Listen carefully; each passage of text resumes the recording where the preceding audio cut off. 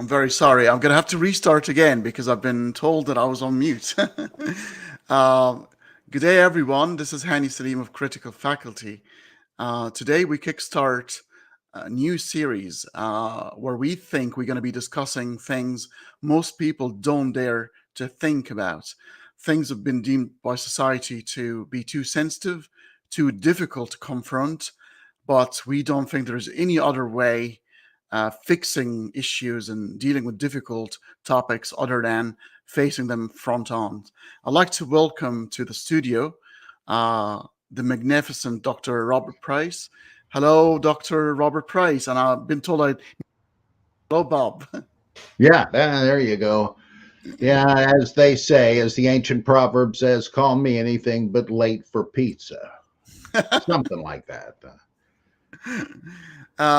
What is, I mean, we talked about this offline. What do you think of this stance about tackling issues without having to sort of shy away from the repercussions of what people might think about you? Yeah, that we need that more than ever because the way things have degenerated these days, in some quarters, perhaps the ones with the loudest voices, it is just the party line of whatever party you're listening to. And it's a mutual admiration society, and there's just a tendency to vilify and caricature whoever it is you don't agree with, so that you really, if this is all you hear, you really are stuck not knowing why the other side is wrong. I mean, you can't even hear it because that would be subversive. Just like in fundamentalism in the old days when you were warned by teachers not to read certain books because they were. I remember once somebody told me that I said I was about to read the Passover plot. This was way back in the 70s. And this guy said that, no, don't read it. It's poison. And what? And the even more sophisticated believers would say you don't need to read those liberal theologians. They're wrong, and they're passe. And eventually, of course, I did read them, and I realized why they didn't want me to read them, because they had a lot of cogent things to say and represented a whole different side of the issues than I dreamed existed. And boy, in fact, there's a proverb about this, that whatever somebody says sounds really convincing until you hear the other side. Yeah, that's the way it is. So we're dedicated to try to examine all the relevant sides. But let's face it, just like conspiracy theories, and when you live your life by them, it's quite a dangerous way to lead your life. But they also do happen. Conspiracies do happen. Yeah. So on the same side, if you think everybody who's going to be challenging difficult issues is a homophobe or a racist, however, there are racists and there are homophobes. And the idea is, how do we make a distinction between the two stances? Mm-hmm. Do we judge and run away, or do we engage and probe and try to understand the stance and nuances of the situation? Yeah, this issue is an especially good one for me because I think of when years ago I first heard the argument of Sherwin Bailey, who wrote this, I think, in 1955. He's systematically discussing homosexuality in the Bible, and talks about the Sodom and Gomorrah story, and that it really doesn't have anything to do with homosexuality. And I remember thinking, what? How's this guy going to twist the text? It's completely obvious what it has to do with it. So I read it and I said, son of a gun, he's right. I just hadn't noticed crucial things about the story. And once I heard it, it was like the veil had been taken away. And from that day to this, I always seek out things that seem outlandish to me, because I think, well, somebody finds this compelling. I wonder why. Let me see what the method in the madness is. Maybe it's not madness, and it's always worth doing that, it seems to me. So I'm interested to start the historical narrative, and maybe we'll take it slightly before the biblical narrative, because I believe you've mentioned that you've been working on this topic. Um, Homosexuality, obviously, this is not new. It's not even in the biblical times. This is way before. Other civilizations have talked about it, and actually, as the more ancient civilization it is, the more accepting it seems to transgenders and homosexuals. What happened? What part in our history the homosexuals were deemed and were condemned to be sinful? I think it's because the Levitical laws in the Pentateuch and the Bible, which I want to get into what sort of laws they are, because that makes an awful lot of difference. These severed from their original cultural context were spread very wide in world civilization with the rise of Christianity, which retained the Old Testament, the Hebrew Bible, and so there are at least a couple of passages that in Leviticus that do condemn male homosexuality, and one of them even prescribes the death penalty for anybody caught doing this. Well, again, you have to know in what sense this was wrong, because it deals with categories that almost are meaningless today. Not that they should be or anything, but it's just a whole different way of looking at it. And so, like as scholars would say, exegesis is one thing, that is expounding what the writer probably meant. And you got to know the language and the as much as you can about the culture, the surrounding nations and all that, and then you begin to say, oh, like for instance, oh, what the heck in Exodus 34, it's one of the 10 commandments is you shall not boil a baby goat in its It's mother's milk. milk. Yeah. What is the point of that? Well, it turns out once they discovered the Ras Shamra texts from the Canaanites, oh, people actually used to do that as some kind of a magic ritual. And so the biblical writer is not rationalizing what's wrong with it. He's just saying, they do this, we're not gonna. And that for a long time was a total mystery. Why would anybody remark on such a thing? Well, it may be that the prohibitions against homosexuality are cut from the same cloth. So that's exegesis. What did they say as far as we can determine it? And on the other hand, hermeneutics, the law of the art of interpretation, named for Hermes, right? The messenger of the gods. And here is where communities of faith for whom the Bible is authoritative have to try to extrapolate from it and apply it to a couple of thousand years later in a different hemisphere with different conditions. And you can't just apply it directly, but you don't want to say, it's outmoded. You say, is there some abiding principle here that is applicable? And that's obviously going to be very debatable. And so those are two very different factors that Bible believers have to weigh. And I'm going to suggest why they needn't worry about it anymore. I Right. want to say it's not really even condemned as an immoral act, but an act of ritual impurity. And there's more about that. But that's the challenge, that those who believe in biblical authority are reading the Bible in an alien world and don't realize, nor can you expect them to, what the issues of interpreting it are. You cannot simply read it off the page and say, okay, that's what we're doing. Or you're going to have some big problems like Salem witch trials, for instance. So basically, you're saying these guys were not really complete crackpots. They were actually addressing issues, things that were happening. These were not laws just descending from the skies, and they were sort of heard for the first time. They were actually addressing issues, which is going to lead me to the following question.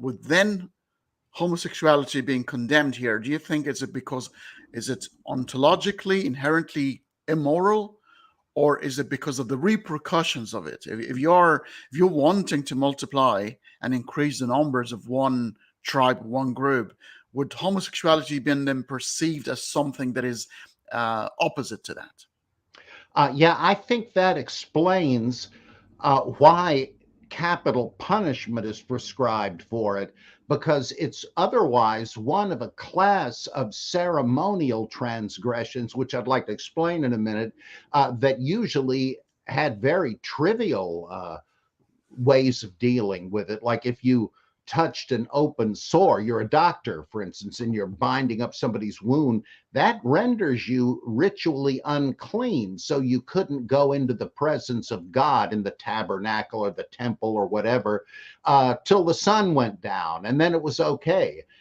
No big deal. Other of these ritual sins could be dealt with just by washing your hands. But suddenly, this one, death.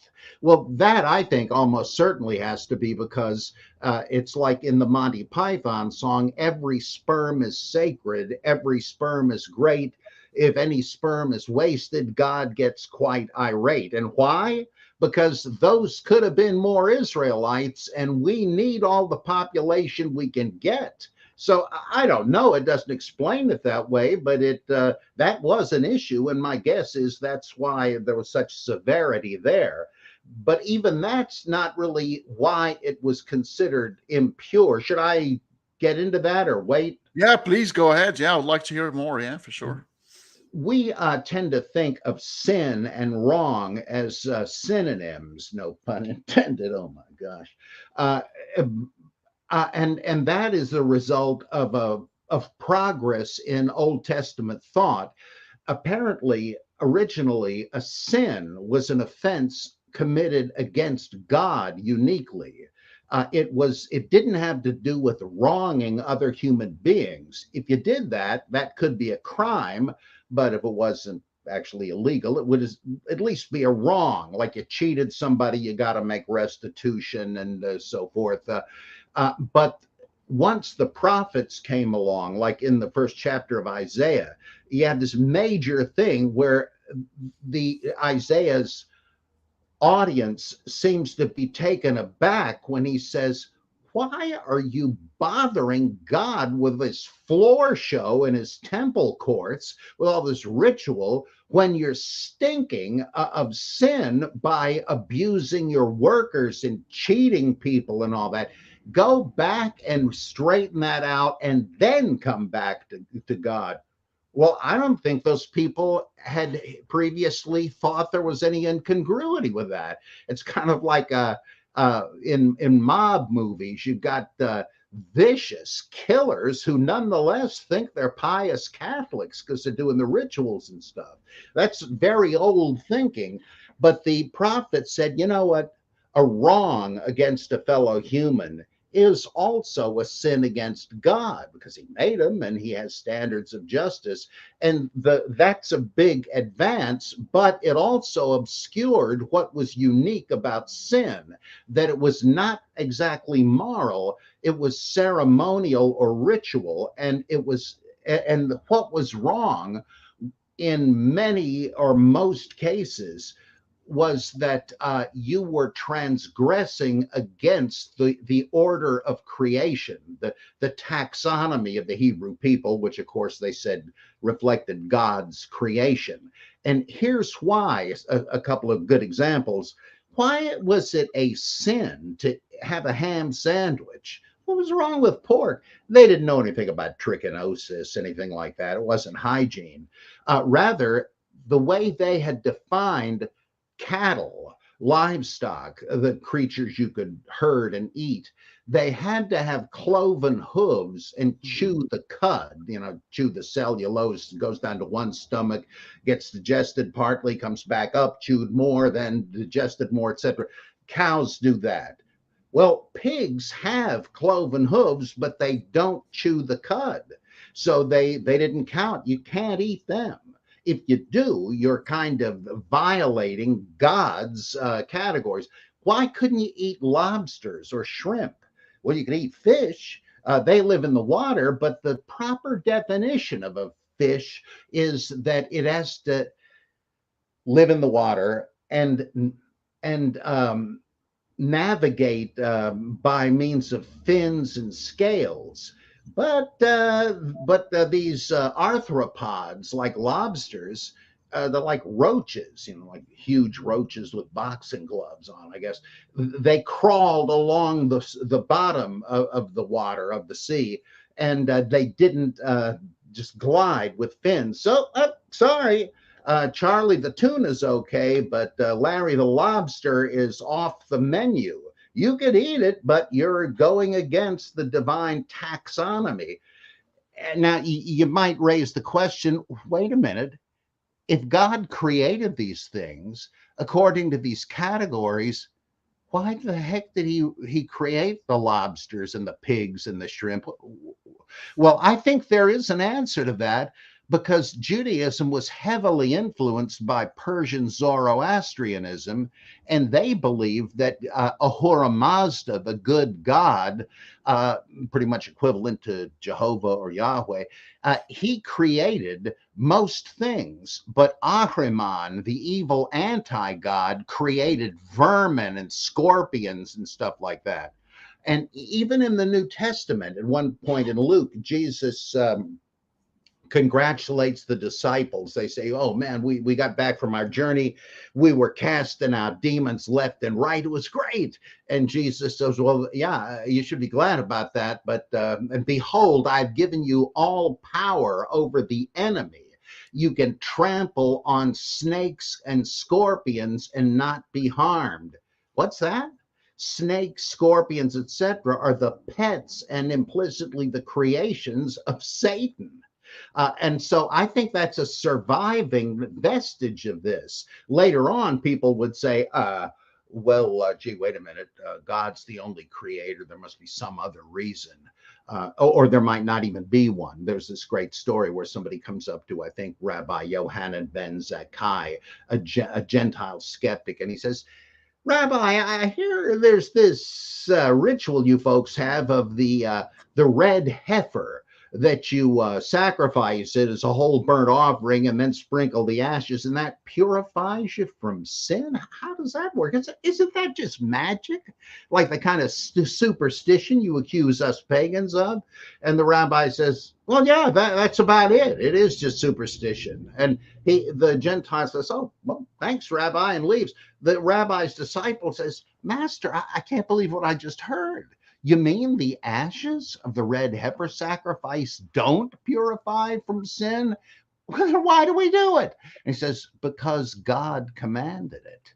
We don't have to know why, but it's on the books, so we do it. But originally, there was this rationale, and this applied to sex as well. It all had to do with category violations. To legitimately have sex, you had to cross a boundary between two categories. And to marry, the man has to cross the male-female boundary, and there's a ritual that facilitates that. Uh, but there are some categories that cannot be breached, like bestiality, a human and an animal. Sorry, mechanically, maybe you could do it, but they're off limits. There is no way to legitimate that with a rite of passage. And if you went in for incest, that's sex within a category, within the family unit. There's no crossing there at all, so that's out. Um, How about pederasty between unrelated people? Well, that's a boundary crossing, but you can't sanctify that one. So it all made sense, and in a strange way to us, homosexuality was the same thing. These two men, it doesn't mention female homosexuality, Hmm. but the two men having sex together, that's within the same category. There's no boundary crossing, so it's too close for comfort and it's got to be wrong. Does that have anything to do with morality? I suggest no, it doesn't. That wasn't the original idea at all. It was more like having a ham sandwich.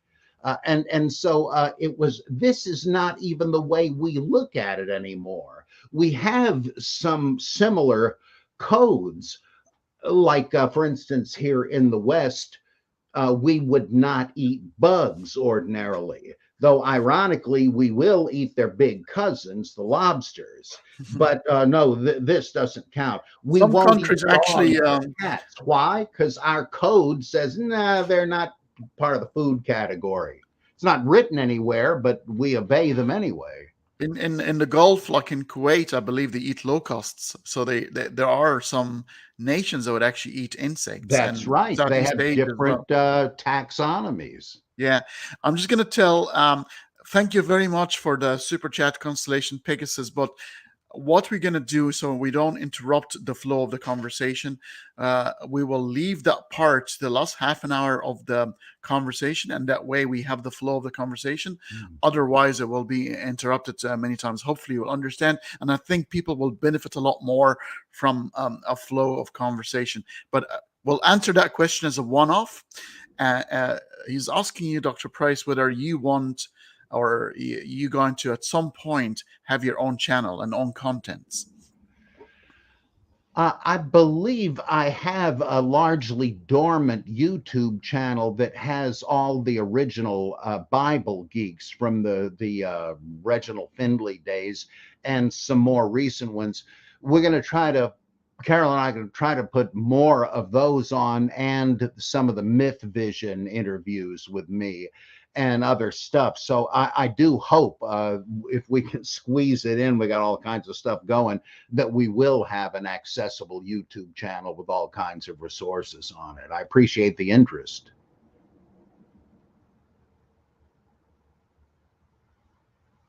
Into your own channel as well. So that's it's both our work.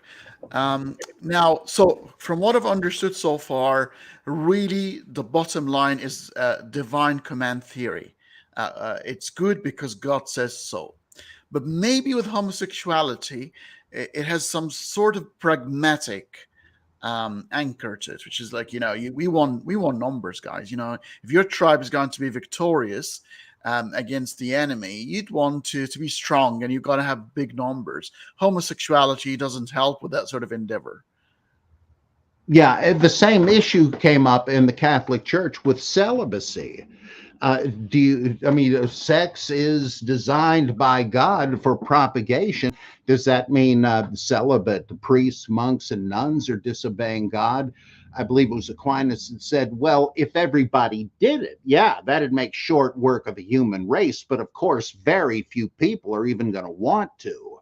And of course, today we would say the same thing about homosexuality, though once I read an incredible essay by a learned Roman Catholic ethicist who said, I could have had this wrong, but I don't think so. He said, if we legitimated homosexuality, everybody would turn gay. What? What's going on in this guy's head? I don't know. I hope I'm misinterpreting him, but yeah, that shouldn't be a problem. But in the ancient world, they probably thought it was. Right. Now the story with Sodom and Gomorrah, because now we get to the biblical narrative, and the Muslims have a bit of a slight different interpretation, because some people are trying to apologize now and say, hey, it was never about homosexuality. These guys were rapists. this would apply even for in a heterosexual context. These guys were sinful, they were horrible, they were criminals, they were pushing the agenda. This has nothing to do with homosexuality. It's more to do with violent people who want to rid people of their will. What do you think? Yeah, that is a plausible reading, even with Genesis, but depending on how you understand the Hebrew word for to know. When it says, bring them out to us that we may know them, does that mean have sex with them, as it does several other times in the Bible, like Genesis 4:1, Adam knew Eve, his wife, Yeah. and she brought forth a man, Cain, and all that? It could mean that. But there are factors in, and if it did, yeah, this would be about gang rape, not, and even there, we know from ancient Greece that sometimes the victors in a battle would sodomize the prisoners of war, not because they were gays who found these guys fetching, but to show them who was the real man here. Which is a whole different thing. It's so that wouldn't deal with what we know of as homosexuality. But I think that's unnecessary because, like in chapter, I think it's 18, where God has shown up at Abraham's campfire with a couple of his angels, and Abe has no idea what's going on. He doesn't know who these people are, which is crucial to the story because he doesn't need to know who they are. He's Mr. Hospitality, and we're going to have a contrast between him and the men of Sodom. Once the two messengers, the angels, get there, that's really the point of the story, I think. You have to understand, again, the ancient culture. You're not talking about the modern world where, like, I live at the crossroads of two highways, and we're right at the midpoint between New York City and Miami. So we have loads of motels here. You didn't have that in the ancient world. They were few and far between. So if you gave somebody hospitality, this was a major good work. And if you betrayed them, whoa, that's like horse thieves in the American West. You're going to get hanged. It's not just etiquette, it's life and death. Okay, so hospitality is a big virtue and remained that way for centuries. Well, it may be. And in fact, oh, yeah, I'm sorry. I started out to say that God turns to the two messengers, angels, and says, should I hide from Abraham what I'm about to do? Because after all, of all the people on earth, he's the one I have known. And in fact, often they translate that chosen. That is the implication. And he says, okay, I'm going to tell him. You know, I hear bad rumors about this place, that there's virtually no good people in it. If that proves to be the case, I'm going to nuke them. And there'd have to be like 10, 20 people in there, and I'd be merciful. And Abraham says, wait a minute. There may be a few righteous, but you can't slay them along with the wicked. But shall not the judge of all the earth, be just? And God, who really knows what he's going to do, says, well, okay. And he lets Abraham bargain down. He says, well, how about if there were just 5 righteous there? Wouldn't you spare the place? Yeah, okay, if there were 5. And then he's thinking, boy, you know, I've heard the same rumors. I doubt if there are even 5 decent folks down there. And he's thinking of Lot, his nephew who lives there. And he's really concerned about him. And he said, if you found 1, how about it? Yeah, all right, sure. Whew. Well, of course, you know what happens. The messengers go to Lot's house. He lives on the city wall because he's an official of the city. And he gives them hospitality just like his uncle Abraham did. So we know he's righteous. But then the mob gathers at the door and starts pounding and saying, hey, bring to us the men who came to you tonight so that we may know them. And it says, every man of Sodom, young and old, to the last man, was in this mob. Well, wait a minute. Are you saying all the men of the town were gay? I mean, talk about a population problem. That doesn't seem right.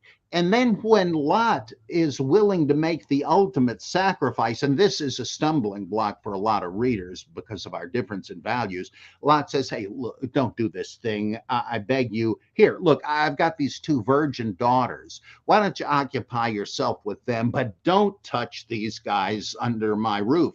It's like he's willing to do whatever he has to do not to break his trust, as though it's loathsome to us. And they say, no, no, get out of the way. And so why would Lot, if he's one of the rulers of the city, not know that all the men of Sodom are homosexual and think they might be interested in his daughters? It just can't be. In fact, you can go on and on with this. In Judges 19, there's another version of the story where the men of some Benjaminite city pound on the door behind which a guy has taken refuge because he's sought out his alienated concubine and gone home to daddy. And so he goes with flowers and candy to recover her. He's talking all night with his father-in-law, and here come the trick-or-treaters at the door, and they bring out the people that came to you tonight that we may know them. Same scene. Well, this gets even more disgusting because this time the woman, the daughter of the host, gets thrown out the door and she's raped to death all night long. And black humor here, gallows humor. In the morning, the husband goes and finds her lying face down on the doorstep and says, okay, come on, we got a big day ahead. Honey, she's dead. They start a war council against the men in this town, and they ask the guy to explain, well, what happened here? He says, well, I came there, they gave me shelter, and the guys came to the door, bring them out, and he says, they killed my concubine and wanted to kill me. Well, that kind of clinches it. That's no doubt what the men of Sodom had in mind. And the ancient rabbis understood that because in Ezekiel, they actually say, you want to know the sin of Sodom? Well, it was because they were proud and didn't feed the poor within their town. Well, wait a minute. I thought it was homosexuality. He doesn't even mention it. And then in the later rabbis, they paint you a picture of what happened when they were xenophobes. When foreigners would come to town, the mob would gather and kill them and rob them.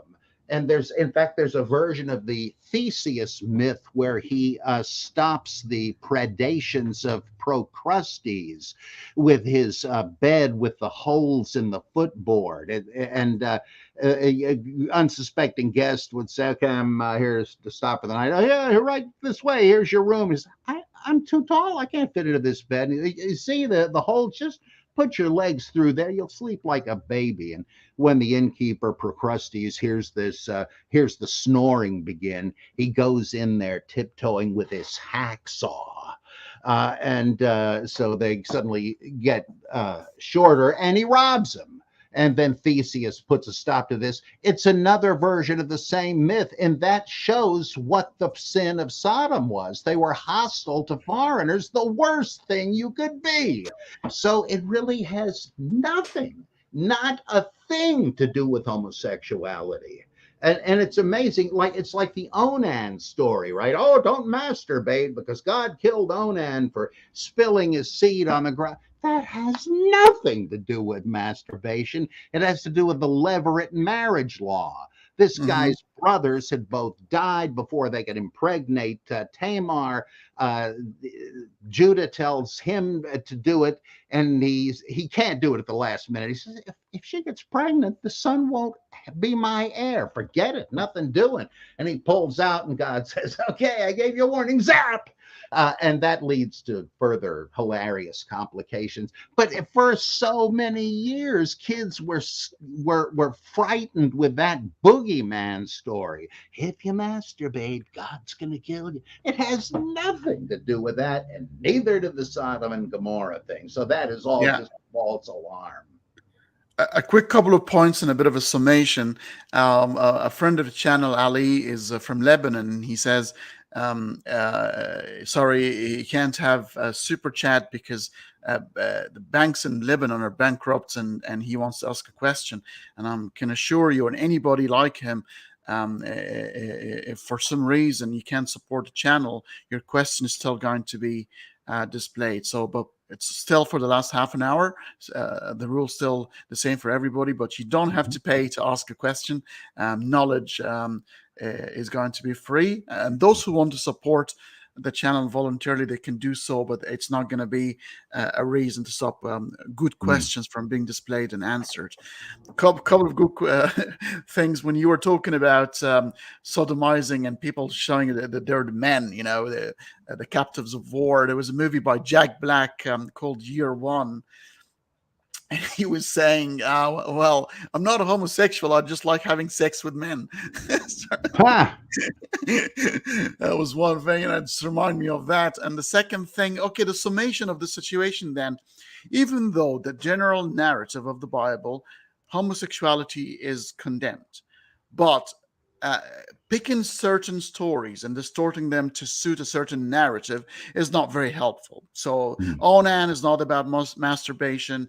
Sodom and Gomorrah, which I agree, by the way, with you, it's not about homosexuality. Maybe it's more about promiscuous people, and maybe sodomy was a sort of a side effect or a byproduct to the havoc that they were causing, but it was not the sole reason why they were condemned. Wouldn't be that sort of the where are you heading with that? Yeah, though even that's, I think, given too much credence to the traditional view. I think, though, it's conceivable they would have abused these guys by forcible sex with them. That would make sense. I don't think it really suggests that, but it kind of comes to the same thing. Yeah.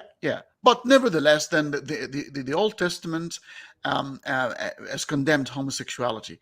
Has this seeped into the New Testament? Is there any reference in the New Testament that still continues to be the case? The main one is in the Epistle to the Romans, in I think the second chapter, which is actually, I think it's been shown it was really a Hellenistic diaspora Jewish synagogue sermon. It really doesn't have Christian ideas in it, though it's very it's like the premise of it is the Gentiles, yeah, they fell into sin and depravity because of their pagan religion. I mean, look at their gods, they're rapists and murderers and so on. Come on. If those are your paragons, no wonder you're going to be depraved. But he says, we Jews pride ourselves that we don't have that kind of a thing. But we mustn't think that that makes us better than these pagans, because we still sin all over the place, even though we know better. And some of them do too.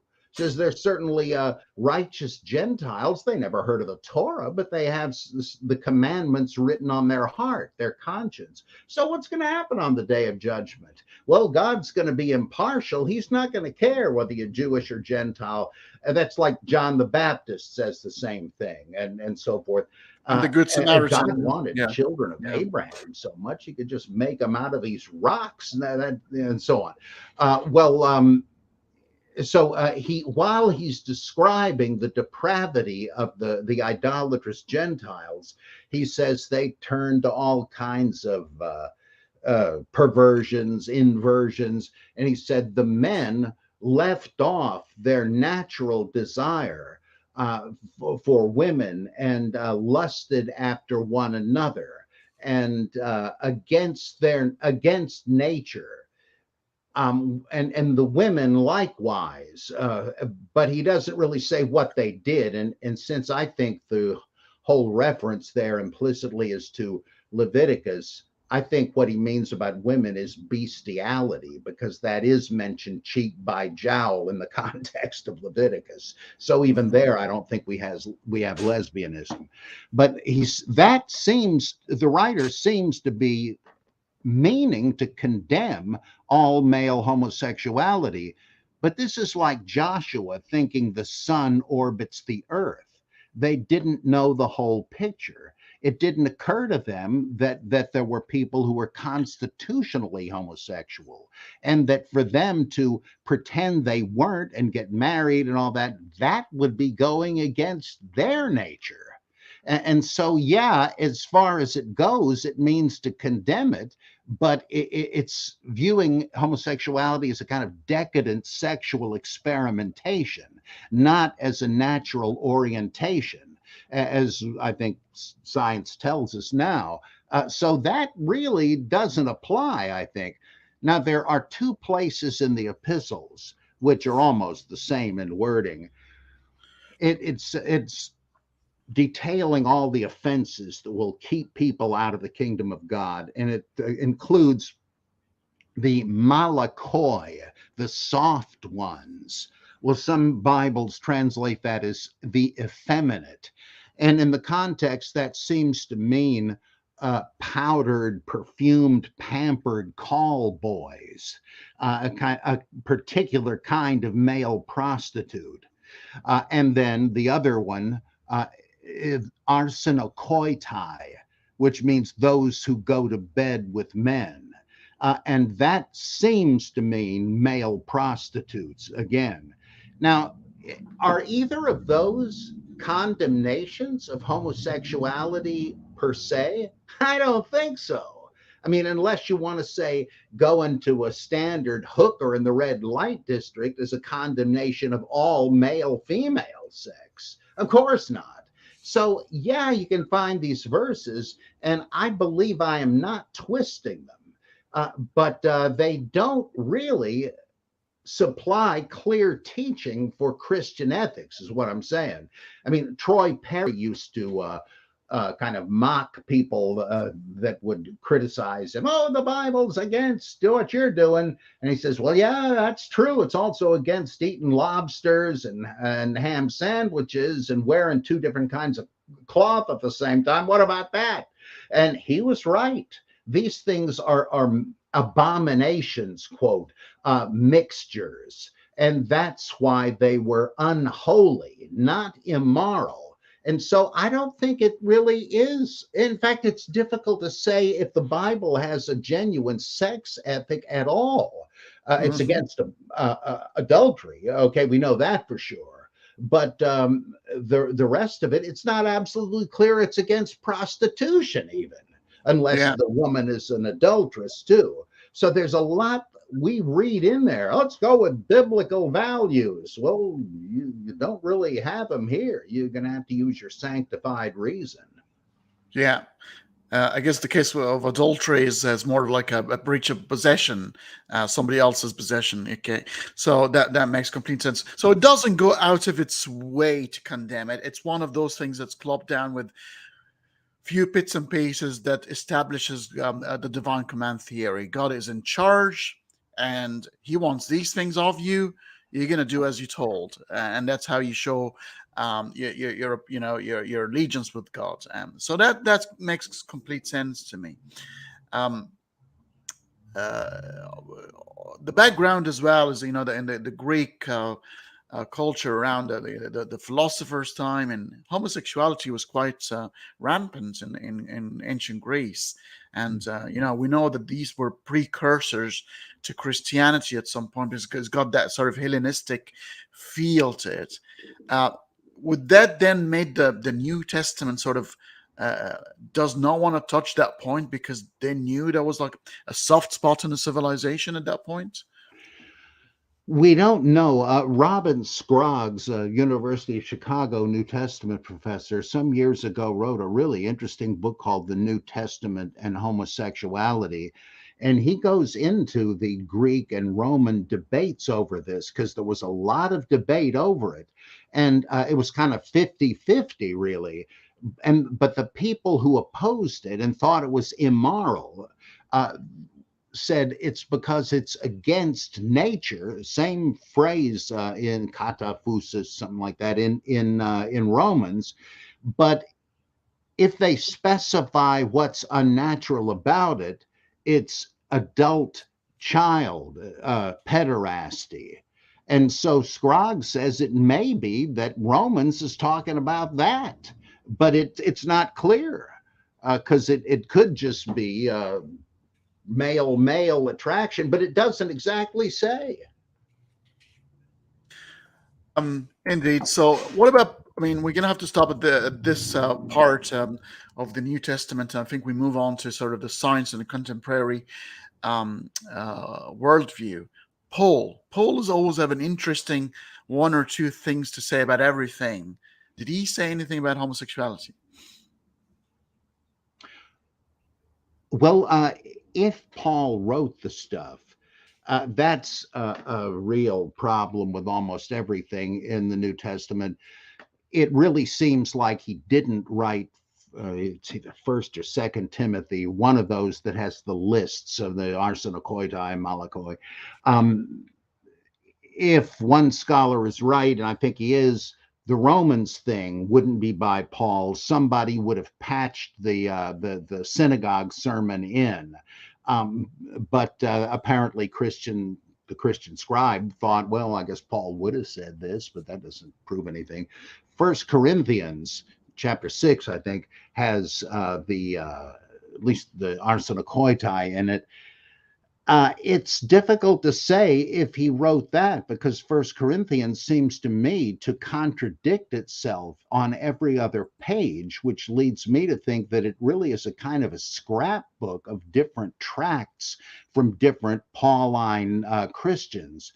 But if he wrote it, all you can say he was saying about homosexuality was the prostitution angle, because that's what he specifically refers to. But it gets even worse. The word arsenokoitai does not appear in the Greek language before these two epistle references. So we don't have an explicit context. They just have to kind of look at the etymology of it and say, what would this have to mean? So even there, we're not really sure what it's talking about. Scroggs feels it's just a literal translation of the Leviticus passage, a man who lies with a man as with a woman. And now, does that mean this has become immoral by New Testament times? It's all guesswork. And I like to put it this way. Can you imagine somebody that takes the ambiguities and the tentativeness of New Testament biblical interpretation, thundering away from the pulpit saying, brothers and sisters, there's a 68% chance that God is against homosexuality? Nobody would do that, but you just don't know. You can't say what God says about it. You can't even really say what the Bible says about it. It's not clear. Yeah. Well, correct me if I'm wrong here. My gut feeling when I read the Bible, I'm getting two sort of tones. I'm getting unlawful and immoral. And if it's immoral, yeah, it's sort of a grayish area and you can repent and you can do all bits and pieces. But the unlawful is nah, you won't be able to get away with it. It's just, it's black and white, and usually it's attached to capital punishment of some sort, or like a really harsh punishment of some sort. And homosexuality, especially in the Old Testament, I think it goes as it's not sort of expressed as an immoral act, but rather unlawful or unholy or dirty or Yeah, not that's a good way to sacred. put it. Is that where you? Yeah, is that Yes, where it's you just think as that well? unlike all the other ceremonial sins that could be cleansed by wait until sunset or some kind of a hand washing or an animal sacrifice, this one requires capital punishment like murder does. Why is this different? And I think you hit the nail on the head that this was uniquely dangerous in a way the others were not for the welfare of Israel. Fair enough. Okay, so that's the ancient biblical um, uh, view of homosexuality. Um, I want to just show you a couple of scientific slides. Now, before we head into the science of homosexuality, um, from your understanding, from your readings, do you think it's a choice or it is something that we're born with? I've long thought it has to be congenital, that you have to be born with it. I suppose it can be induced accidentally because of the upbringing without a male figure. That used to be the whole reason offered. That may happen. I don't know, but it seems to me that it's got to be a natural thing. And what convinced me long ago was I read a bunch of accounts of guys that were raised believing homosexuality was evil and monstrous. And the day came when, to their utter horror, they realized they were gay. They didn't choose that. It's obvious they simply could not deny the way they felt deep down. I don't know what more you need. I mean, there may be genetic stuff I'm not aware of, but that alone is enough to convince me. Yeah. Well, you see, so the Bible is talking about choices against nature. Mm. It's almost like there is a sort of, the pointing out, you guys are promiscuous, you're sinful, you're choosing to deny the will of God. So it looks like it's a matter of choice. But we're going to show you a couple of, and the audience, a couple of things. So the genetic makeup is quite interesting. We are actually born, all of us, with all these genes that can be turned on for us to have sexual orientation that is leaning towards homosexuality. Because you are not maybe are heterosexual, we don't have these areas turned on, but they're there, and that's why sexuality is no longer looked at as a binary situation. It's not a black and white. That's why you get bisexuals, you get asexual, you get pansexual. It's more of a spectrum, and Mhm. where you sit on that spectrum and actually can change over time. There are people that sort of come out sort of later, they change their point of Mhm. view a little bit later. It's a bit more, it's a fluid sort of situation. But I'll show you a couple of slides that will make things a bit interesting, and I will hide Mhm. our beautiful faces for now. uh, this is 19. I think it's 2019. That we discovered there was no gay gene.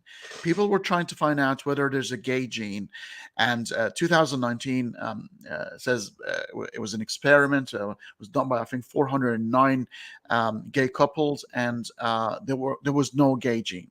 And all the biblical scholars and all the priests were very happy, and all the imams around the world say, "Hey, we told you so. It's a matter of choice. There isn't a gene." But that wasn't entirely true, because even though there isn't a gene, we've started realizing that it runs in the family. Just like, almost like bipolar, it's inherited. You inherit it, and if you have an uncle, or if you have an aunt, or you have somebody in your family, you're more likely, up to 70% degree, that you can actually have somebody gay. uh, and that's why when you run experiments like that, identical twins, and twins are always very good, and a large number, huge number, overwhelming majority of twins, if one is gay, the other one has to be gay as well.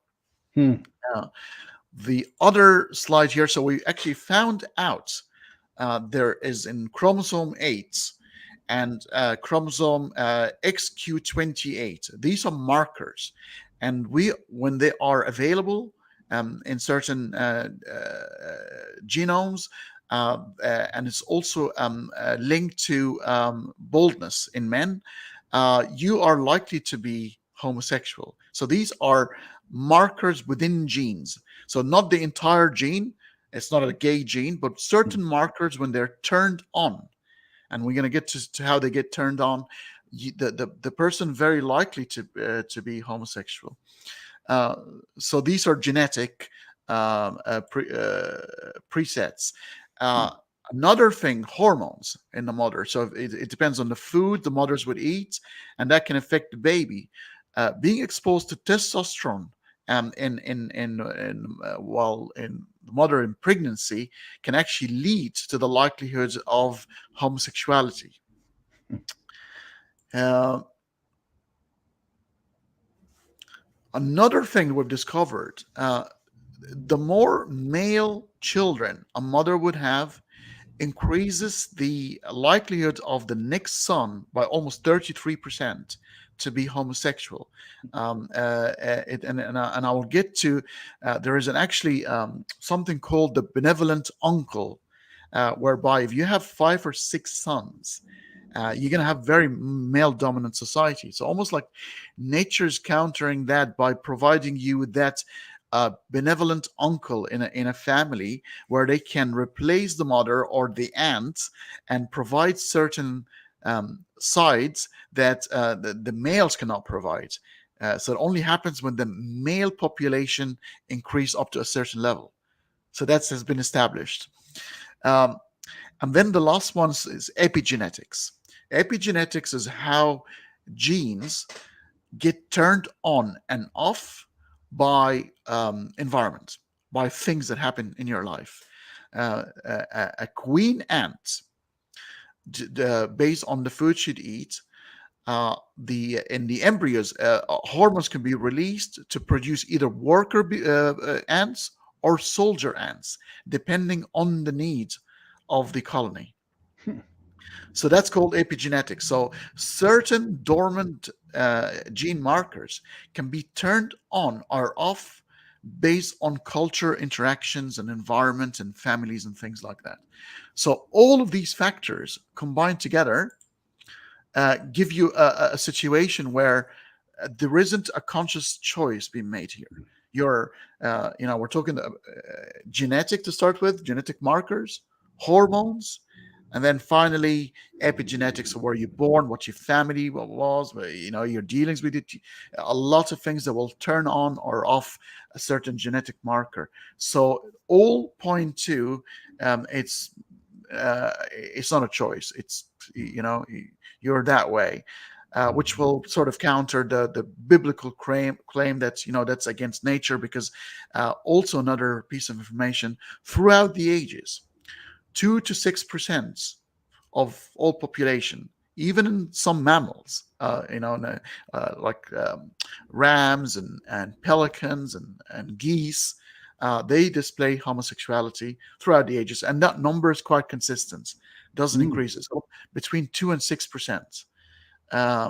They're saying as well, homosexuals display high emotional intelligence and a lot more empathy and a lot more altruistic behavior, which can be good for smaller families, because it's the not survival of the fittest individual, but survival of the fittest group as well in the group selection and in natural selection.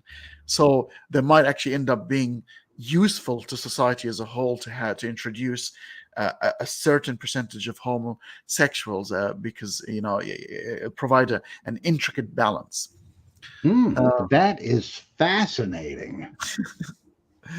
What do you Wow. think? Oh, yeah, that's entirely convincing. I mean, I kind of thought so anyway, but I knew nothing about any of that. That is just so fascinating. Yeah, and this has sort of been verified by science, and there's more to be discovered. For example, we don't know too much about lesbians, so the female homosexuality is a lot more obscure. We need remember these are recent topics. These were taboos for years. I mean, Alan Turing, the godfather of computers. We wouldn't be here today without Alan Turing, the English mathematician and computer scientist. This is the guy who solved the Enigma Nazi Second World War situation and saved the lives of millions of people. He is the reason why iPhones have the bitten apple as a symbol, because that's how he unfortunately committed suicide. He got chemically castrated in the UK, and we're talking mid last century, in the 50s, because it was outlawed then. And unfortunately, he got depressed and he took his own life through a poisoned apple. And this guy was wonderful. Computers help people in war, but people had to condemn him for something that he couldn't choose, and we lost his services. This guy was a brilliant scientist. So this is the sort of thing. This is the world we lived in, and maybe that's going to probably take us to how we want to live right now. But I want to first get your reflection on the science, and what were your questions before hearing all of these pieces of Well, information. I figured there had to be some reason before birth that created the orientation. I just could not believe somebody just chose it, especially if they had been repulsed by it from an early age. So this is really confirmation of what I've long thought without knowing how. I mean, it's like I drive a car. I don't know how the heck it works. I know there's a squirrel underneath on a treadmill or something, but I wouldn't know how to fix it or anything. In the same way, I just thought there has to be some inborn gay orientation, and this shows how it works. That is really great. Now let's go to some recent terms. Phobia. I mean, we attach the word phobia to a lot of things to point the index finger at someone and completely demolish their debate or their argument before it starts. And I think we need to stop doing that. Are there people really afraid of homosexuals, or they don't understand them? Homophobia. Is it a thing? Some people do display it, or is it made up, or is it a mix of both? Well, I think there is such a thing. Like if kids are raised either not knowing about this at all, depending on how young they are, or being warned against it, watch out for those gays. Like in the song, a Beatles song, the ice cream man, watch for him. That they're somehow sinister sexual vampires. That's homophobia, but that's not the way you hear the word used polemically. It's an attempt to undercut the argument that some offer, that like my mother-in-law is Roman Catholic, but before she was an OR nurse. And she said she saw plenty of people come in with weird afflictions and stuff that got them through sexual practices that gays favored. And she said, this cannot be wholesome. I mean, this is dangerous stuff. And that's enough to, if it's self-destructive, it's immoral. I don't know if that's true or not. I mean, I guess she knows what she was talking about, but to me, that does not decide the issue. I would not say that her argument is compelling or convincing to me, but it is an argument. She does not have an irrational fear or aversion. She just thinks that on balance, it's self-destructive, therefore wrong.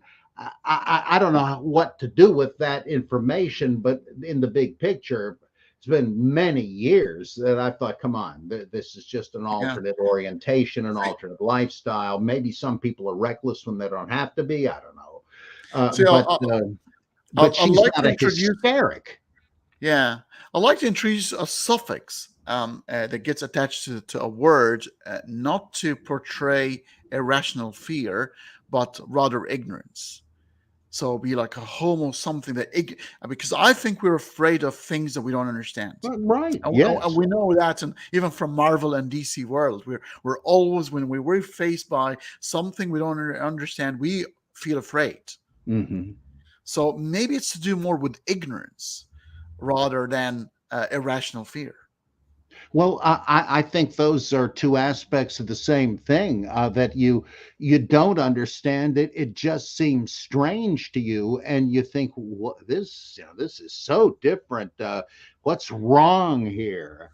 And so I think that, yeah, somebody who is homophobic is ignorant about it. Otherwise, you just have a particular opinion about it, which I don't share, but I understand some people have a reasoned opinion against it. It's like abortion. I mean, you got a huge divide on that one. And I don't think people on either side are being irrational. There are ambiguities about the issue. And so there's no phobia involved in it.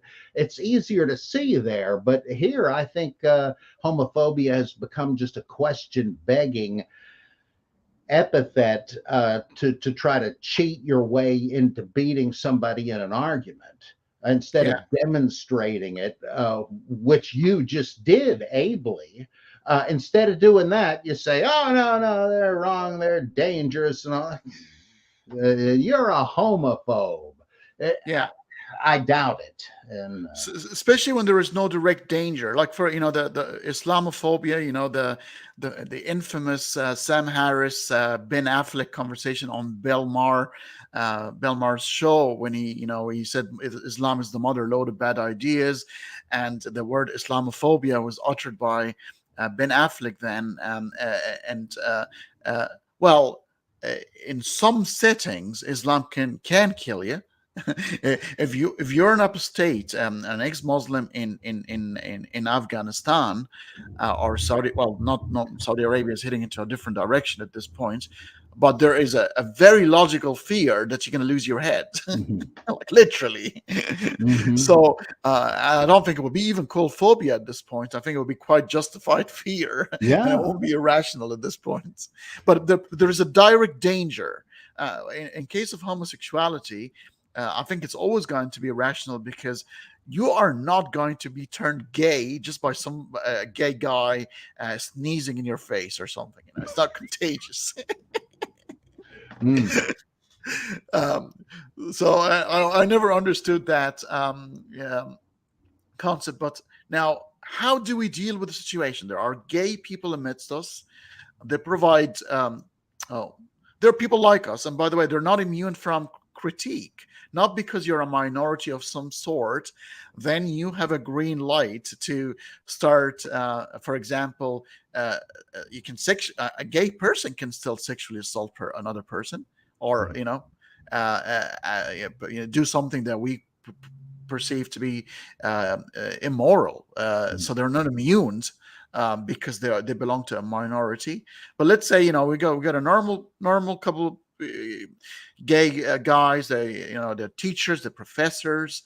Um, when do we start looking at them, at their harvest, what they produce, what they provide society, rather than what they do in the bedroom?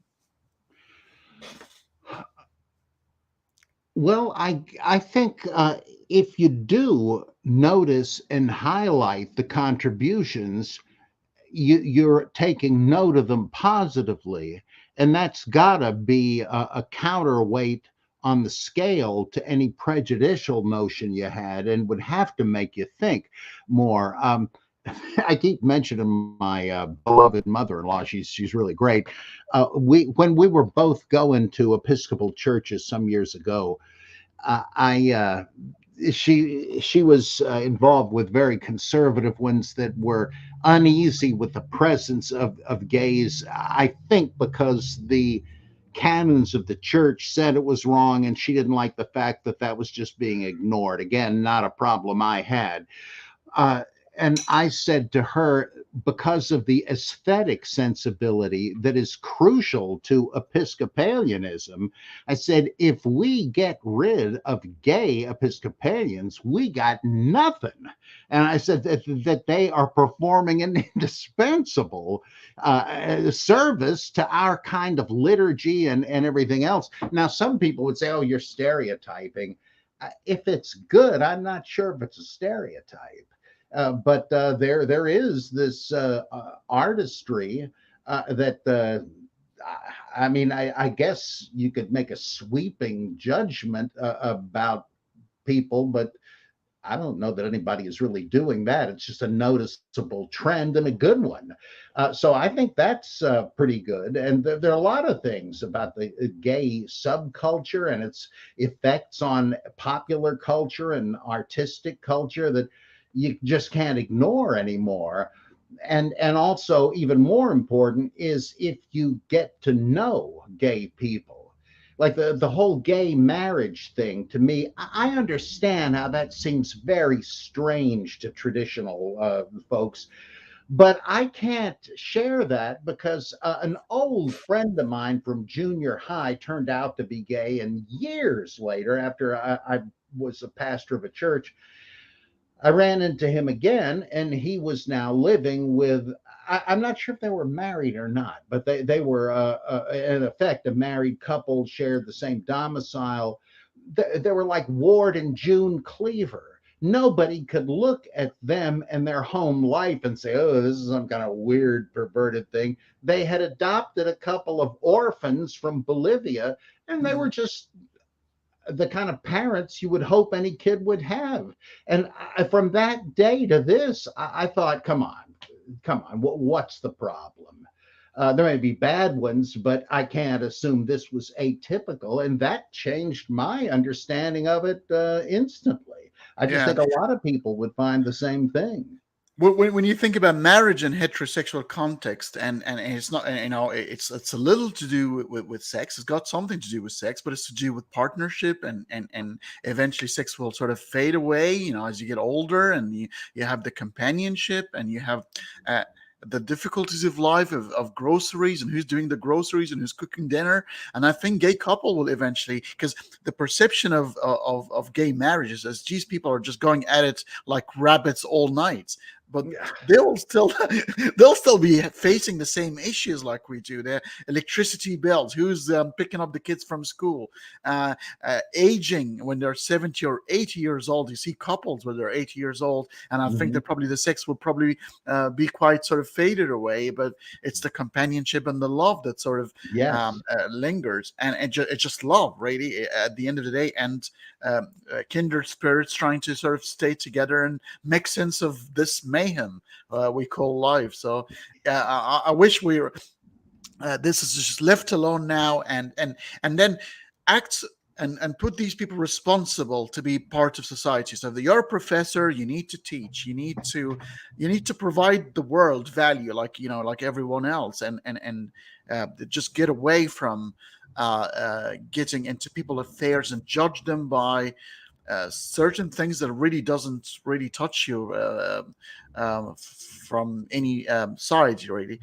Um, with Now, with homosexuality, were you ever, obviously we understand that you're slightly on the conservative side, were you ever been accused of being homophobe? I am now. I don't know on what possible basis. I've been writing in the same vein I was explaining tonight for decades. I don't have any idea why people are saying, "Price, you're a racist. Admitted, you're a homophobe. You're a misogynist." What are you talking about? You thinking of some other guy? There are other people named Robert Price. So just look at Amazon, you'll see. Maybe it's one of them. But I'm utterly astonished. But I do get, I think it's because they've redefined the word Republican to Yeah. include racism, misogyny, homophobia, transophobia. I'm against none of these things. I don't have a phobia or a reasoned objection against them. Yeah. Well, yeah, and I think this is so. I think having a dialogue. So even if there is a person who's saying, like, homosexuality is wrong, you've got two positions to take here to tell this person to shut up and get out and never say that word again, or sit down with them and say, can you tell me why you think the way you think? Hmm. What are the differences? What are the repercussions of these two attitudes? Mm. Yeah. Yeah, that's what we need. I mean, you're never going to learn anything if you purposely shut the door and stop up your ears. Are you that sure you're right?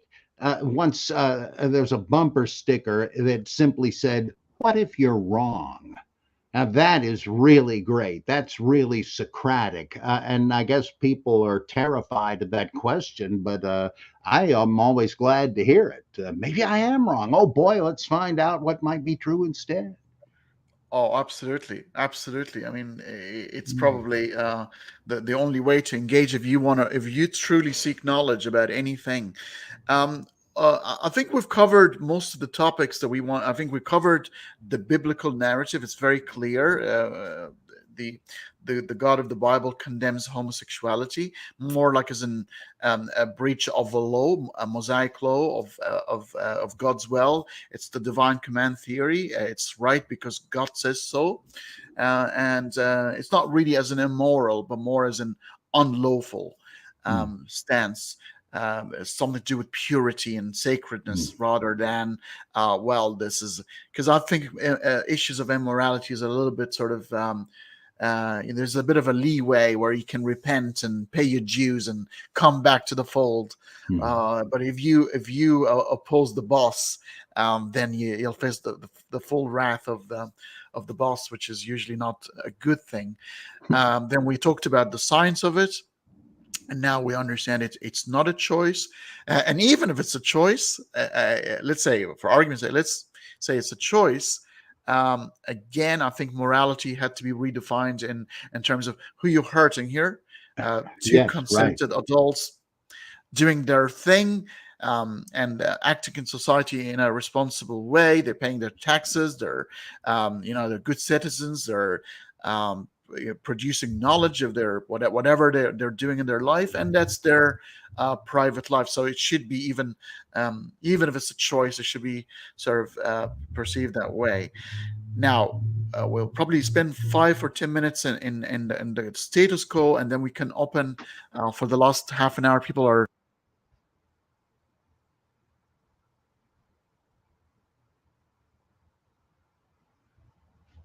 I can't hear you.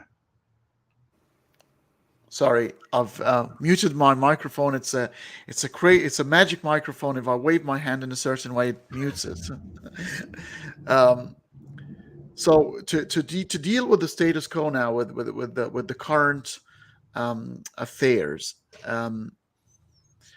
there are people who would do anything to show homosexuality um, um, as a sin, um, and those people should be, if not killed.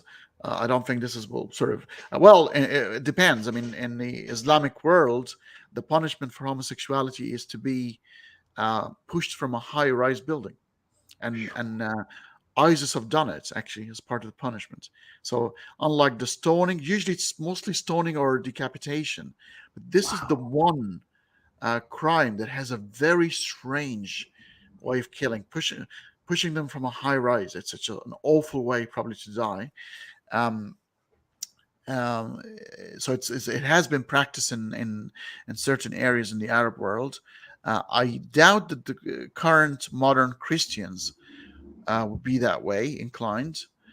Uh, but in America, uh, what is the perception at the moment, especially in the southern states? I'm probably incompetent to render an opinion on that, but my general impression is that all over the country there is the issue is sort of over, that it's sort of a generational issue, that nobody is that upset about it anymore. And one thing that has that helped mainstream feminism, even among conservative evangelicals, was that when they began to have female ministers and women had to work outside the home, some of the leaders just changed their tune. And likewise, if it turned out that a son or daughter of theirs was gay, what were they going to do? They finally decided, well, I guess I can live with it. I guess it must be okay. It's like the old story. I really love this anecdote where the old Victorian evangelist Charles Spurgeon was stuck in a train car with some guy who wouldn't shut up, and he's taken advantage of the big religious expert. And he says, Reverend Spurgeon, do you believe in infant baptism? Because he was a Baptist and adult baptism and so forth. Do you believe in infant baptism? And Spurgeon said, believe in it? Why, man, I've seen it. Well, that the sheer factualness of it has just made some people say, okay, let's face it, culture has moved on. What are you going to do? And I think, or how about this? Gauge would be Fox News. They have a number of unabashed, unashamed gay anchors and correspondents. It just happens to come up. Maybe joking around on the Gutfeld show or something, but there is no hint. Nobody on there says, "Well, that's pretty controversial. That's like over with." And I noticed the same thing with transgenderism when they've had. Oh my God, what's Kaylee? No, So Caitlyn Caitlyn Jenner on there. Jenner, yeah, yeah. Nobody stumbles over what pronoun to use. It's just settled. Okay, she, the person's a woman now to all intents and purposes. Why make a big deal of it? I think Fox has gained the trust of religious conservatives and helped them to accept a lot of this, and it's a good thing. Yeah, no, I agree. We got a first question here from Constellation Pegasus. Thank you very much for the super chat. How about an episode where Mr. Price can go over every book he's written and what insights are in them? He likes it's for you to sort of reflect on your books.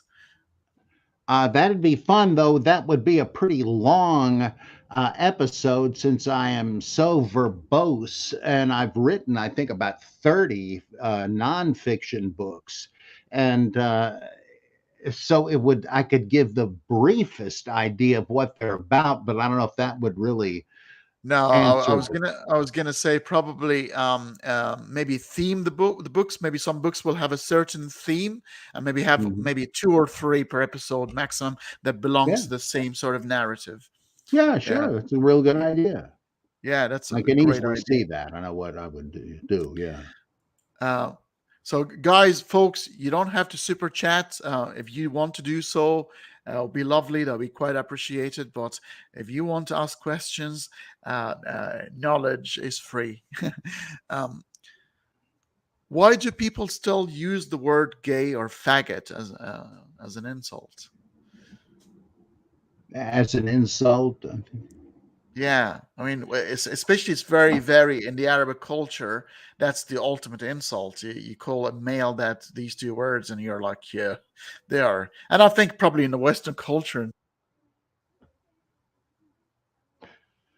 I, to tell you the truth, I've always been mystified when in the youth culture, which seems to be unambiguously positive toward gays and gay liberation, that they would use it as a derogatory term. Well, that's so gay. I really don't get that. I mean, I get it when the N word is allowable among blacks and not whites. I don't think that's arbitrary. I think there's a good rationale for that. But this, I really do not get. It really baffles me.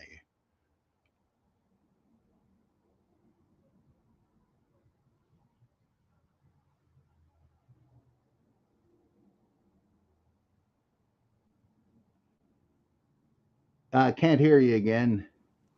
yeah, I don't understand why my microphone keeps muting.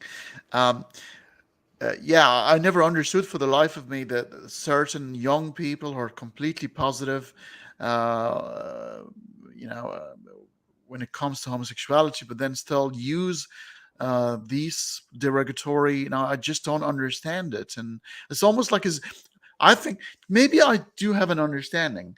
Maybe I think we still hide an implicit racism, homophobia, all the bad things that maybe we're too afraid to face them. Maybe because they have been hammered into us. Biological. We talked about xenophobia before and why it was so logical to fear those who don't look like you. At some stage, it's no longer helpful, but it was helpful at some point. And maybe there are certain things that we still have blind spots. I think that that comes out. That makes sense to me. I It's got to be some reason. Maybe it's in the nature of some kind of Freudian slip where it's coming up from some place when speech is somewhat unguarded. When you're trying to make a joke or something rather than a serious statement, this may pop up. And as Yeah. Freud said with Freudian slips, if you just were making a mistake, you could have said anything, but you said this. Why is that? It tells you something. I can quite see and perceive of a guy who's got like homosexual friends, but in the middle of a fight, and there's another male involved, and to sort of threaten them and to belittle them and say, "Oh, come on here, you sissy." And even though, and suddenly you betray your own convictions, and it Mhm. slips out, but it's probably meant or designed to make the other male feel weaker, by you saying, Yeah. I'm a more of a male than you. Mhm. Again, that's probably primal. It's probably animalistic. And we see it. I think the goosebumps, the hair we were talking about. These are remnants of the evolution. That's the fur that we used to have. They used to inflate to make yourself look bigger, like a cat in the middle of a fight. So we Mm. still have that. Make ourselves bigger in a fight, and but maybe now more so verbal, but by you making sure that the other male feel a bit more weaker by calling them sissies and females, and a soft one and things like that. Yeah, ladies, the coach says to the football players or the Yeah, sergeant to the recruits. yeah. Ladies in army call them maggots. Yeah, oh boy. Wow. It's funny. We're still evolving. I think people need to, and I think that woke culture, that is pretending to be perfect and complete. I mean, here we are. I think we're probably admitting some blind spots still. Some things need to improve in our understanding. Um, we're not perfect, and we know it, and we try to improve our stance every single day. But those who claim to have pure wisdom ascended on them, and they've reached enlightenment, I think they're out of the game. They're not part of the conversation anymore. Hmm. um Yeah, and that really gets you nowhere. That's going to convince nobody, especially since you're belittling and insulting the people you disagree with as if to just get them to run away. I mean, wouldn't you at least want to make a winsome presentation of your view that they don't hold? I mean, it's like you're going to catch a lot more flies with honey than vinegar, but I think there's just an appeal to self righteousness, that we like to congratulate ourselves because we do legitimately feel good after we have done a selfless act, but it's kind of a byproduct. That's probably not why we did it. But here, all the virtue signaling does seem to be, oh boy, here's another chance for me to wear this on my sleeve.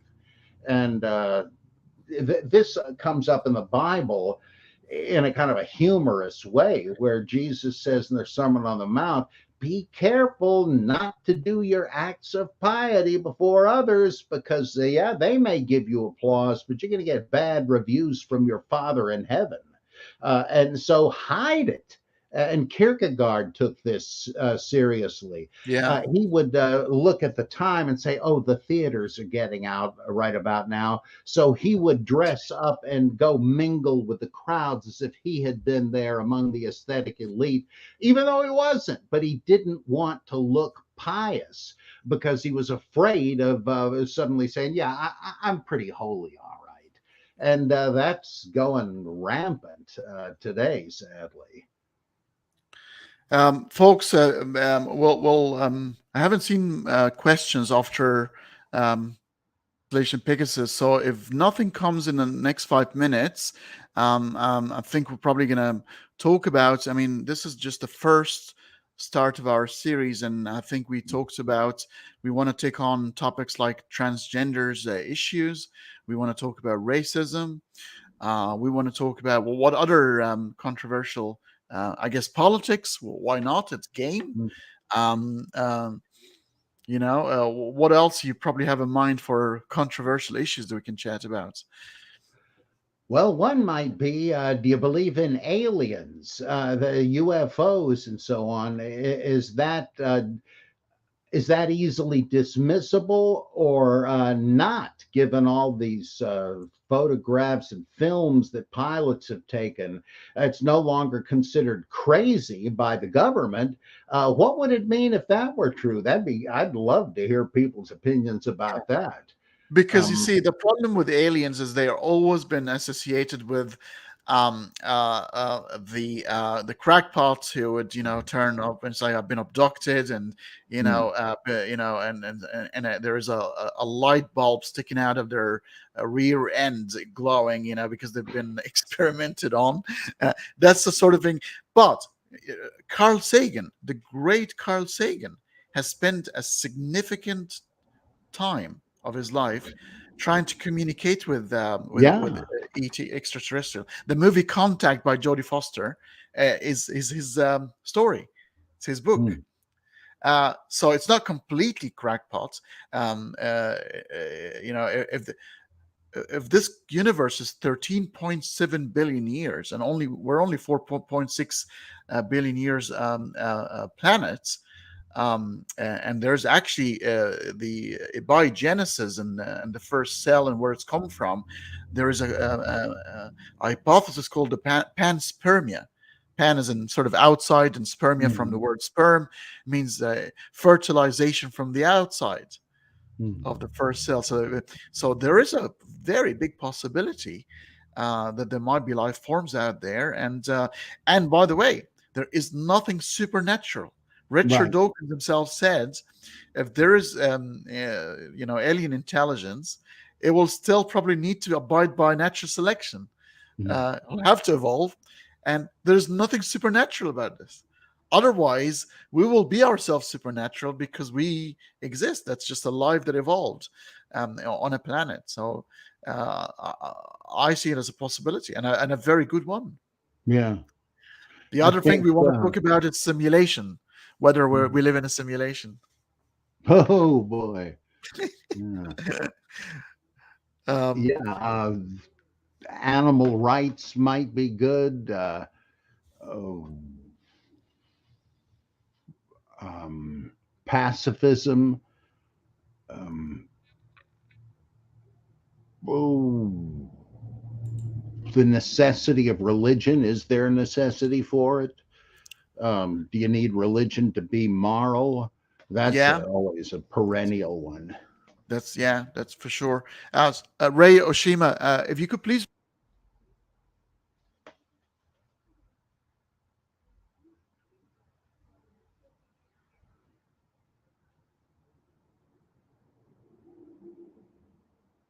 Yeah, there are many topics, but I think whatever we're going to take on, we're going to sort of show the balanced approach. I mean, we could have Yeah. easily fall into the trap of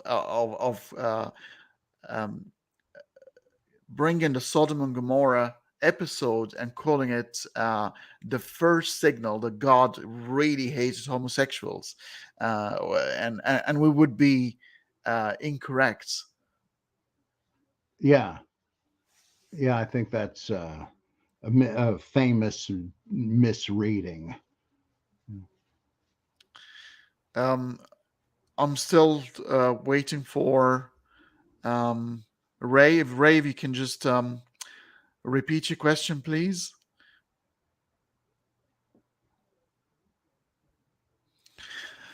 Okay. While Ray, um,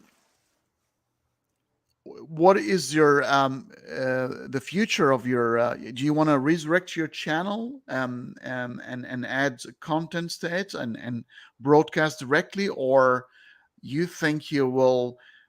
You like to spread the love and go to different channels and have conversations and maybe take these episodes and upload into your channel rather than having a full-fledged.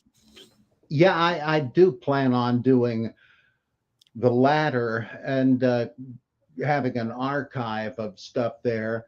But I'm open to anything. Like, for instance, I would like to um, offer 6 or 8 session courses on things. In fact, I did just record one on the resurrection with Derek Lambert, but you know what that came to. So that was I have to redo it. And but there's a lot of things I've taught in the past, religions of the world, and uh, oh, introduction to Bible, introduction to philosophy that I'd love to dust off and do for the channel. Yeah, Constellation Pegasus is saying maybe we should stick to the Bible instead of controversial topics. But I would assure you, my friend, any topic we're gonna bring, obviously, Bob is very interested in the biblical narrative. So every single, so we're gonna talk about racism. Let's say it is going to be portrayed within biblical context, and I'll bring the science. So I think because I'm interested in science, and we cover biblical narrative, scientific, and then at the very end we cover the modern interpretation of things. So the Bible is always going to be there. Don't worry, it's going to Mm. always be there. Um, Plus, I what continue to do the Bible Geek fairly often, and which is just questions on the Bible. I have one I just recorded that'll be up pretty soon. what does Doctor Um, you mean the one in London in Hyde Park, or is that a name for something else as well? I'm familiar with the Hyde Park, the original Speaker's Corner. I think it was the 17th century where free speech was encouraged, but I think it was filled by crowd saying the world is the end. I can't hear you again. All right, can Oh, now I is can. is that? Yeah, I was saying that the Hyde Park was, I think, started in the 17th century, and it was supposed to promote free expression, and but it was ended up being filled with a lot of crackpots who were carrying signs saying the end is nigh. Yeah, I saw Speaker's Corner back in 1973 when I was in London, and it was great actually seeing it in the flesh with all the eccentrics and so forth. And then there's a great scene in the Third Omen movie, which I really love, the final conflict where there are nuts up there speaking, and then one of the nuts is a priest who is reading from, I think, First Thessalonians, and saying the Antichrist is now among us.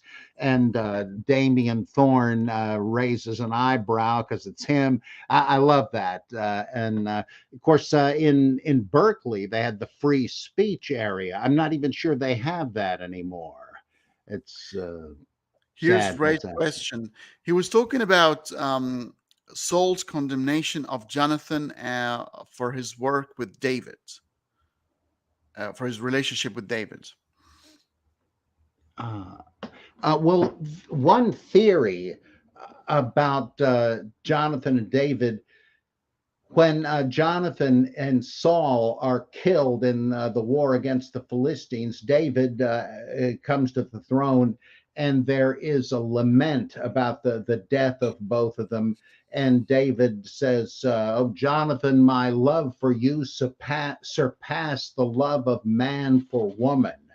And so people have reasonably suggested that that's a reference to a homosexual relationship, which would almost sound well, wouldn't be arbitrary, but let's say it's strengthened in plausibility by the fact that there's a strong parallel in the Iliad, because Achilles and Patroclus are gay lovers and fellow warriors. And so, it's not impossible that that is the point of it. But then again, you can't be sure, because it would equally make sense if he was saying, my love for my comrade was even more intense than romantic love. Who knows? I don't know what the intent was there, but it could have been a reference to a gay relationship. A question here: do you worry about the rise of Islam in the West? Is it on the rise in the U.S., for example? Yes, I do. And I know this is going to start cries of Islamophobia and all that, but I love Islam and have read deeply about it for many years. It is fascinating to me. But there are some fanatics in the religion who are misbehaving in a big way. And the apologetics groups like CAIR, CAIR, they do seem to me to be subversive and potentially dangerous. The domestic threat of Islamic terrorism seems to have been over dramatized, luckily, but it is real. I mean, look at 9/11. But the big thing is, I think it would be foolish not to be on the lookout for that. But just because you are does not mean you're saying, oh, yeah, all those Muslims are terrorists. No. And I remember once somebody said that, oh, you're Islamophobic, because I had said something about jihadis. I can't quite even remember now what it was, but this person did not see that the charge of Islamophobia is the refusal to distinguish between the peaceful Muslims and the fanatical ones. That is, they are saying that if you say there are any bad Muslims, you're saying the whole apple barrel is filled with rotten apples. No, I'm not. You are. So that makes you want to say there are no rotten apples in the barrel. Why? This is totally illogical. I mean, it's like, do you think all Christianity is the same as the Ku Klux Klan? Or the Christian identity movement? Obviously not. When you hear about the Klan lynching a gay or a black person, is your initial reaction, those damn Christians? No, you realize you can't paint with the same brush. So Yes. I want to make it clear, as if I needed to, that to worry about the possible threat of increasing strength of Islam, especially the zones of Sharia law with honor killings and all that, that's a danger. Got to keep an eye on that. But that in no way impugns all Muslims or Islam itself. I'm the last to do that.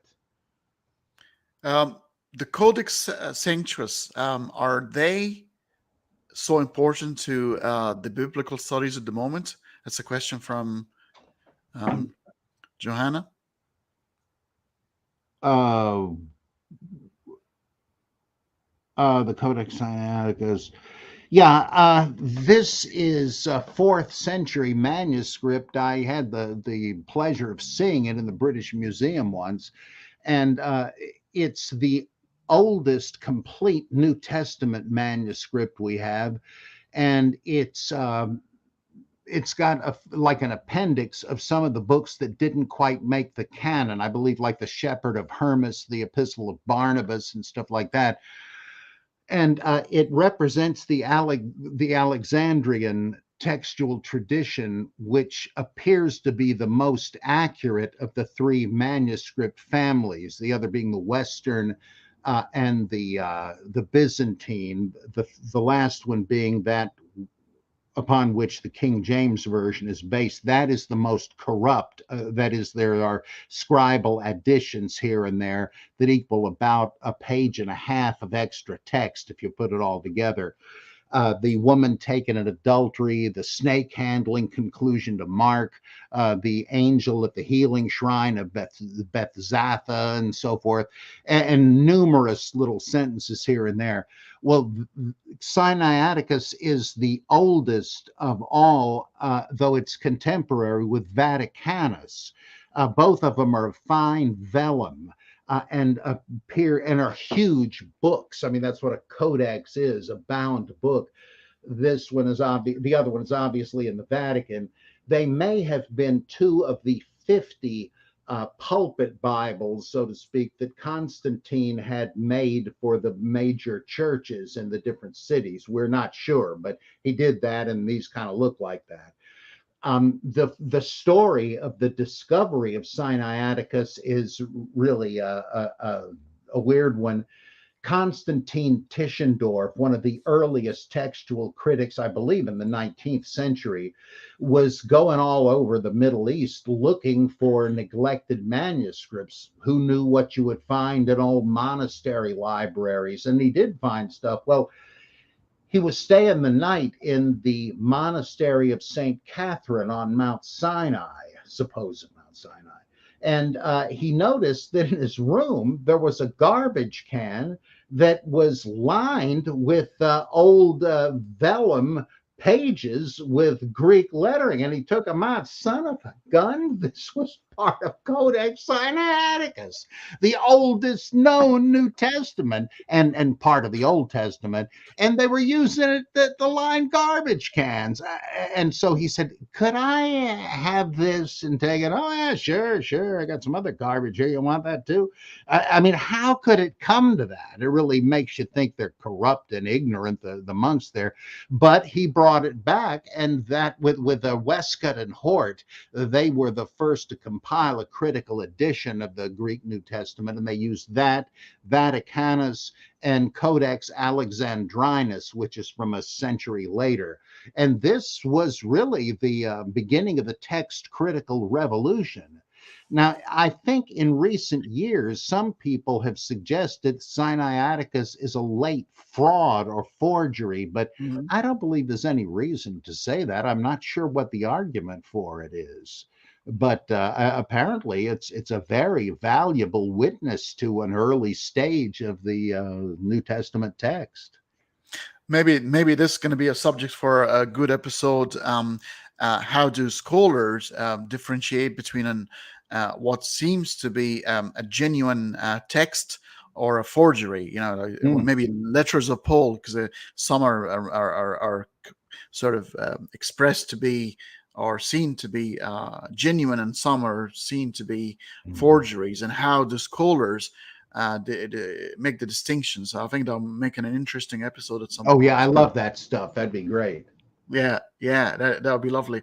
I'm so grateful of your scholarship, Bob.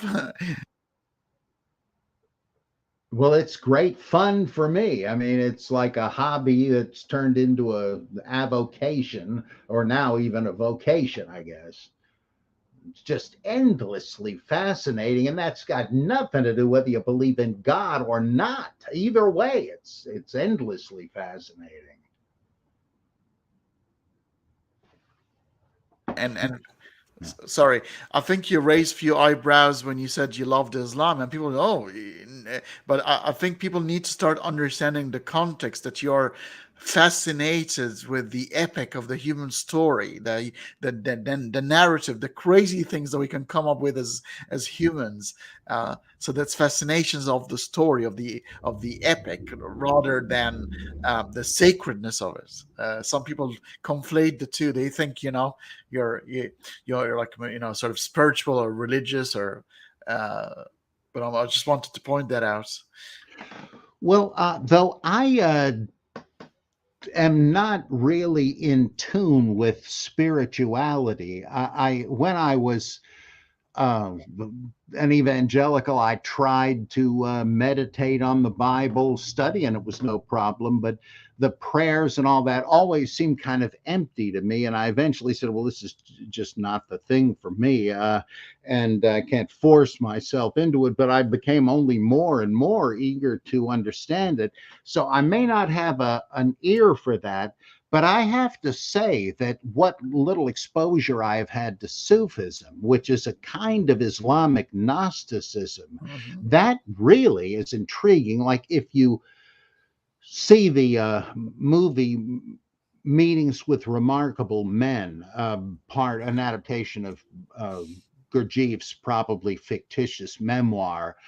Nonetheless, the film depicts these Sufi holy men with a real numinous sense of mystical peace and having overcome and moved into a higher state of spirituality. It's very effective in making that seem real and attractive. I would recommend that movie to anybody. And though Gurdjieff is not a standard Muslim by any means, some of the people in the thing are, and it's very impressive. Really great Yeah, stuff. I've actually seen this, and I'm gonna recommend another for you if you like that Sufi sort of theme.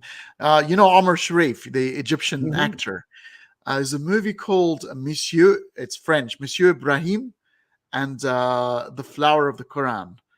And he's a Muslim, I think, Sufi Turkish grocer who ends up having to look after a Jewish little kid Hmm. after his parents died, and it's a very interesting movie as well. Oh Um, man, great. yeah, yeah. I don't mind that either. That sort of being peace with oneself and everything around you. There is something serene. Might not be factually or objectively true, but who cares if you feel good? Yeah, there is a wholesomeness about religious and visionary experiences as experiences. It doesn't necessarily, it's not what they say, it's not necessarily veridical. You're not necessarily in touch with an objectively existing higher realm, but the experience itself is I mean the brain is set up to have these things, and people that have them are transformed by it, like the deathbed near death experiences. They're transformed. That's got to be a good thing. Yeah. I'm not against religious experience. My numinous experiences have been in dreams mainly, and occasional Zen-like moments where everything clicks into a higher resolution, and I feel a sense of ecstasy. Like when I went to the Museum of Modern Art and saw Jackson Pollock's One, this huge abstract. I felt like I was looking through a portal to another world. And it was ecstatic. It's an amazing thing. We're built to be able to do it, and it's wholesome. What's the problem? Yeah, no, I do agree. It's like it's free drugs. Brilliant. Well, I enjoyed every minute of it. Well, next week, folks, where this is going to be a weekly thing, but it's going to be rather Fridays. I thought I will just use the opportunity because it's a Good Friday here, so it's a day off for us here in Australia. You guys are behind us, so we're already a day ahead of you. Um, so it's next Friday, and we all agree with Dr. Price of what's the next topic is going to be about, but it's going to be one that people are sort of afraid to usually tackle, and we're going to be tackling it head on. Thank you so much for tuning in, and we'll see you next week. You bet.